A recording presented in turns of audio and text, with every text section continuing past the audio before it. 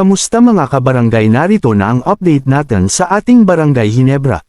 Sa gitna ng matinding kompetisyon sa PBA, isang bagong tandem ang sumisibol sa Barangay Ginebra, sina Jepeth Aguilar, ang veterano at matinding sentro, at Troy Rosario, ang bagong dating na may malakas na presensya sa loob ng korte. Ang kanilang pagsasama ay nagdudulot ng kapana-panabik na posibilidad, ngunit mayroon ding mga hamon na kailangang lampasan. Si Jepeth, kilala sa kanyang matatag na depensa at malalakas na post moves, ay nagsisilbing mentor kay Troy. Si Troy naman, bagaman mas bata, ay may kakayahang mag-shoot mula sa labas at magbigay ng enerhiya sa laro. Ang kanilang kombinasyon ay nagbibigay ng balance sa Ginebra, isang bagay na mahalaga sa pagkamit ng tagumpay. Ngunit hindi lahat ay madali. Kailangan nilang matutunang mag-adjust sa isa't isa. Kailangan nilang mahanap ang tamang chemistry sa loob ng korte. Kailangan nilang magtiwala sa isa't isa, pareho sa depensa at sa opensa. May mga laro na maaaring magkamali sila, ngunit ang mahalaga ay ang kanilang kakayahang matuto mula sa mga pagkakamali at magpatuloy sa pag-improve. Ang kanilang tagumpay ay hindi lamang nakasalalay sa kanilang individual skills, kundi pati na rin sa suporta ng kanilang mga kasamahan sa koponan. Ang buong Ginebra team ay kailangang magtrabaho ng sama-sama upang ma-maximize ang potensyal ng bagong Twin Towers. Sa huli, ang tanong kung, maganda nga ba ang tandem nila, ay masasagot lamang sa paglipas ng panahon.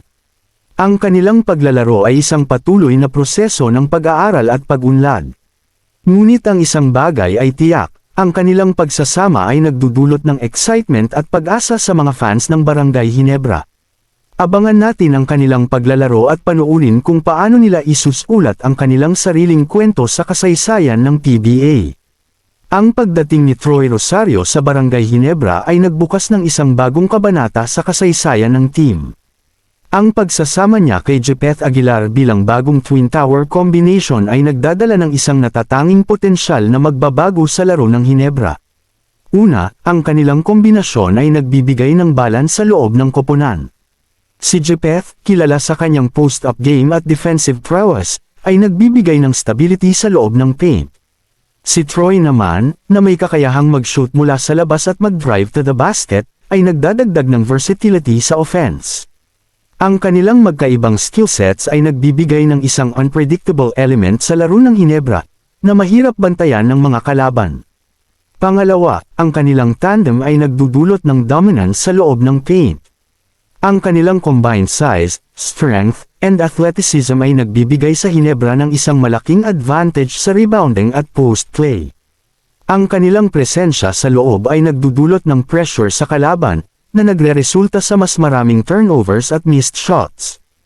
Ang kanilang presensya lang ay isang intimidating factor na nakakaapekto sa performance ng opponents. Pangatlo, ang kanilang partnership ay nagdadala ng versatility sa laro ng Ginebra. Ang kakayahan ni Troy na mag-shoot mula sa labas ay nagbubukas ng floor para kay Jepeth, na nagbibigay sa kanya ng mas maraming space para sa post moves. Ang kanilang kakayahang mag-switch sa defense ay nagbibigay din ng flexibility sa Ginebra, na nagpapahintulot sa kanila na mag-adjust sa iba't ibang mga offensive strategies ng kalaban. Sa kabuuan, ang bagong Twin Tower combination ni Jepeth at Troy ay nagdadala ng isang malaking potensyal para sa Barangay Ginebra. Ang kanilang balance, dominance, at versatility ay maaaring magdala ng tagumpay sa team, na nagbubukas ng pinto para sa isang bagong era ng dominance sa PBA. Ang kanilang pagsasama ay hindi lamang isang pag-upgrade sa team, kundi isang pagbabago sa laro mismo. Ang kanilang kwento ay isang kwento ng synergy, isang kwento kung paano ang dalawang malalakas na individual ay maaaring magtulungan upang makamit ang isang mas malaking layunin. Ang Barangay Ginebra San Miguel ay handa na para sa isang mahabang at mahirap na season. Ang kanilang landas patungo sa kampyonato ay puno ng mga hamon, puno ng mga kalaban na handang pigilan sila sa bawat hakbang. Ang kanilang bagong Twin Tower combination ni Jepeth Aguilar at Troy Rosario ay isang malaking asset, ngunit hindi ito sapat para matiyak ang tagumpay. Ang PBA ay puno ng mga mahuhusay na koponan, bawat isa ay may sariling lakas at estratehiya. Ang mga defending champions ay handang ipagtanggol ang kanilang titulo, at ang iba pang mga contenders ay handang makipaglaban para sa korona. Ang Hinebra ay kailangang harapin ang bawat isa sa kanila, isa-isa, sa isang serye ng mga matitinding laban.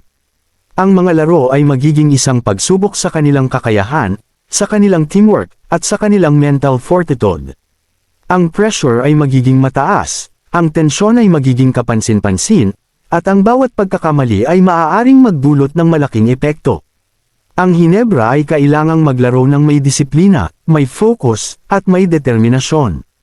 Ang kanilang mga kalaban ay magkakaiba-iba, bawat isa ay may sariling estilo ng paglalaro. May mga team na may malalakas na shooters, may mga team na may mabibilis na guards, at may mga team na may matitinik na big men. Ang Hinebra ay kailangang mag-adjust sa bawat kalaban, na nagpapakita ng kanilang versatility at adaptability.